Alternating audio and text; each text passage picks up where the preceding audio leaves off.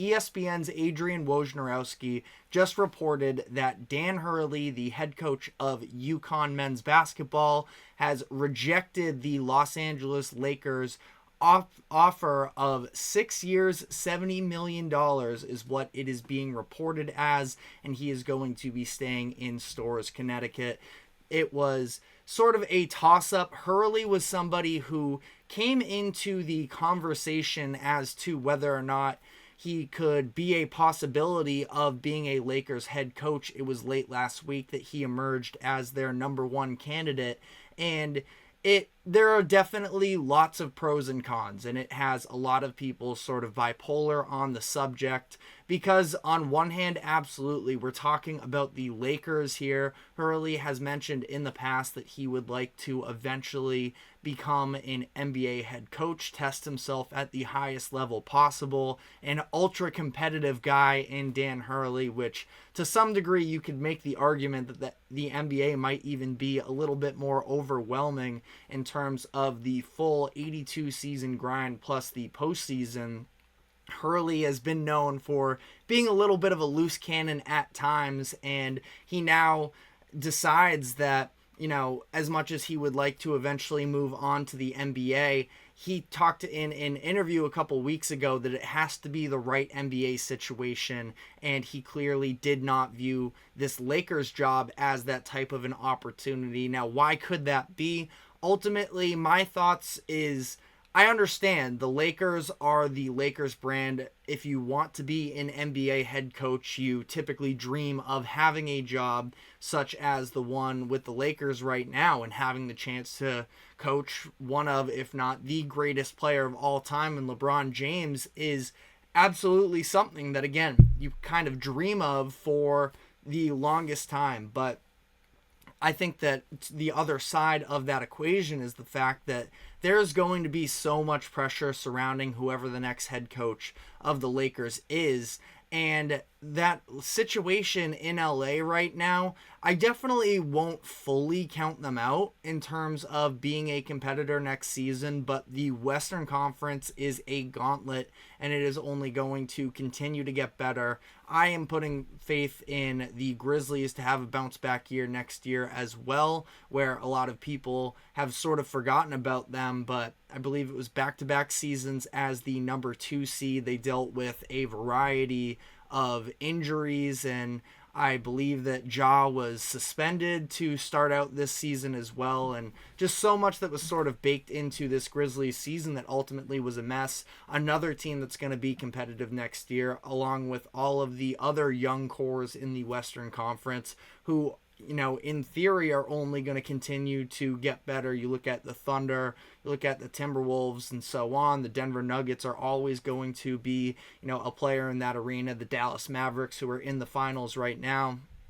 All of these teams, I believe, are better than the Lakers are right now, and the Lakers have options for the upcoming offseason in order to add to the talent that they have right now. I believe that their number one, you know, focus should be trying to acquire role players to go alongside LeBron James and Anthony Davis, because if you look at the series that they played against the Nuggets, they held their own in comparison to Nikola Jokic and Jamal Murray, but it was the others where there was a clear discrepancy in who was the better team, you know, top to bottom. So I believe that Dan Hurley understood this isn't necessarily going to be an easy fix for the Lakers. Yes, having an upgraded head coach was definitely going to make somewhat of a difference, but ultimately, you know, you don't know what the Lakers are going to look like 5 years from now. He was offered a 6-year deal, and, you know, your two best players may not even be there. And that's just a lot of pressure to operate under,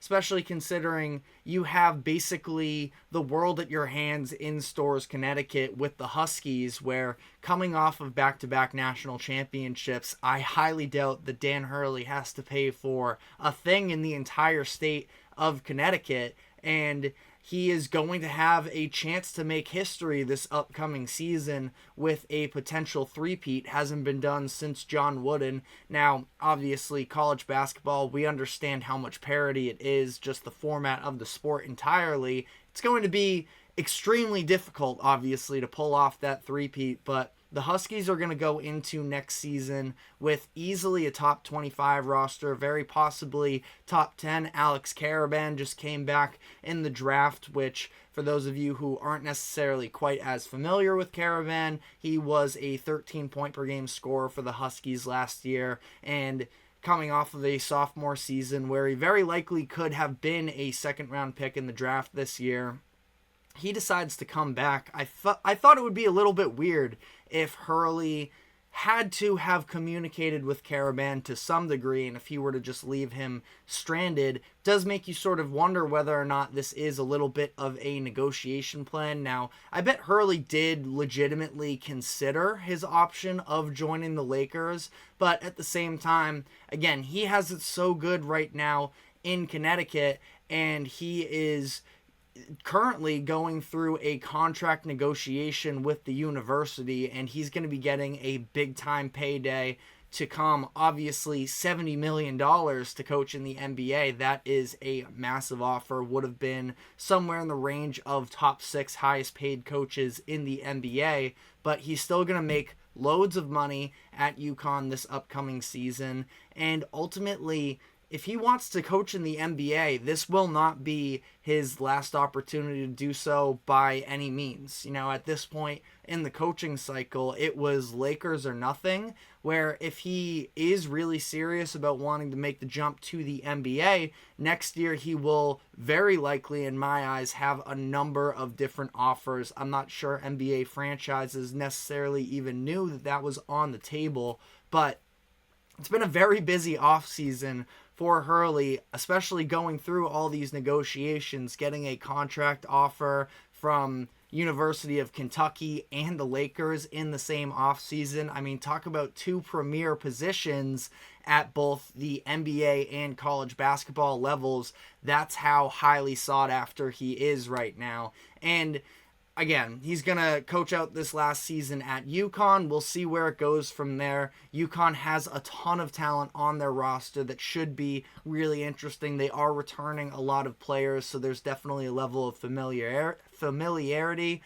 It's also interesting to consider whether or not Hurley, the basketball IQ with Hurley is absolutely there, but in terms of his demeanor, his control over a locker room, would it be quite as effective at the NBA level? Again, that's a question that I honestly do think eventually we're going to get the answer to, maybe when things slow down at UConn a little bit, but again, a very outgoing, loud personality, demands a ton out of his players, and, you know, obviously commands tremendous amounts of respect. If you go back and you look at their tournament run, and, you know, you go to the round of 64 when they're up 30 plus points against Stetson, and, you know, Stephon Castle, a 5-star freshman who is potentially going to be a lottery pick, he's still, you know, working as hard as he can defensively in this blowout win. It's clear that Hurley has instilled a level of, you know, confidence and fight in his players that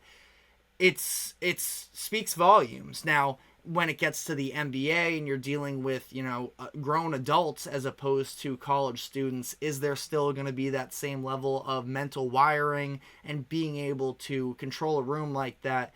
But again, these are all questions that will be answered in time. But as for the Lakers here and what's next for them, it is going to be interesting. Obviously, Shams Charania of The Athletic put out a report really just prior to Woj dropping the Dan Hurley news. This was last week, and the idea was that the Lakers were zeroing in on JJ Redick as their number one head coaching candidate, and that sort of went sideways there. Do the Lakers go back to that conversation of JJ Redick? There are other options. I believe that James Borrego is the best option there, has some history with Anthony Davis, has head coaching experience, his first stint in Charlotte. I absolutely do not put on him, considering the, you know, situation of that roster at the time, that I think experience is something the Lakers should look to in a situation like this. I believe that JJ Redick can be a really good NBA coach, and, you know, if you want to make the case for why things could possibly work out for him with the Lakers. I mean, it's not quite the same equivalent because JJ Redick hasn't been on a coaching staff above the youth level in his entire life. But we do see Joe Mazzulla coaching the Celtics right now, someone who never played in the NBA, was, very much on the bottoms of the hierarchy in terms of the Celtics coaching staff during Ime Udoka's lone season there in Boston, and he has grown tremendously over the course of year 1 to year 2 and has his team with a 2-0 series lead right now in the NBA Finals. So there is definitely, a recent case, again, not perfectly equivalent, but a case to be made that, with the basketball IQ of JJ Redick, he can pick things up on the Sooner side. But at the same time, like we talked about, you don't know what the window for the Lakers currently looks like. I believe that it goes beyond just coaching, that they are going to need other players, and that's a whole different conversation for the front office and for Lakers fans as to what the Lakers are going to do. But again, this is, breaking news that came out about 30 minutes ago now. Should be really interesting to see how this progresses. Probably come back tomorrow with an expanded list of options for the Lakers moving forward here. But I did just mention Joe Mazzulla and the Boston Celtics having that 2-0 series lead against the Dallas Mavericks. They took that with a win last night that looked like overall a pretty bad Celtics game, and yet they were still able to come away with the win. So that's what we're going to be diving into next, as to what it took for the Celtics to be able to overcome a sloppier game, what it means for the Mavericks moving forward as to whether or not they have a chance. We're going to be diving into all of that as the show progresses here. But first, we are going to take a quick break. Don't go anywhere. We will be right back.